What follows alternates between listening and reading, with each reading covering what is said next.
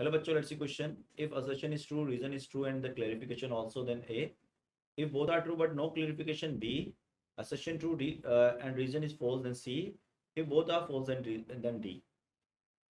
Assertion: out of the radio waves and microwaves, the radio waves are diffracted in daily life. Practically diffraction is more for waves through the longer wavelength. बच्चों की concept जो हो गया हमारे पास, की concept वो हो जाएगा आपके पास की concept diffraction, diffraction of light, diffraction of light. So diffraction of light की कंडीशन क्या होती है बच्चों?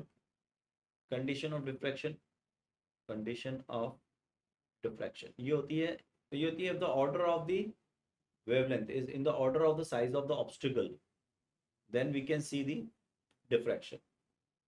तो अगर हम बात करें जो रेडियो वेव होती है, रेडियो, इसके बाद आती है माइक्रोवेव, उसके बाद आती है इंफ्रा,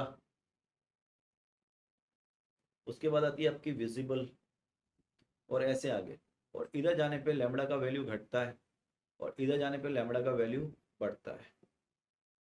तो आप ये देखें कि रेडियो वेव का जो वेवलेंथ है वो माइक्रोवेव से बड़ा होता है और इसलिए उसकी प्रोबेबिलिटी ज़्यादा हो जाती है किसके लिए? डिफ्रैक्शन के लिए।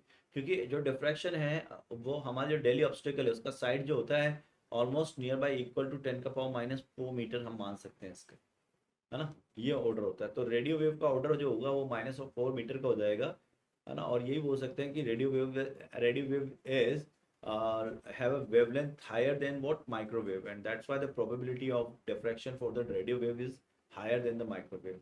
So the final answer of the question is what, bachcha log? A, and I hope you understood it. Best of luck.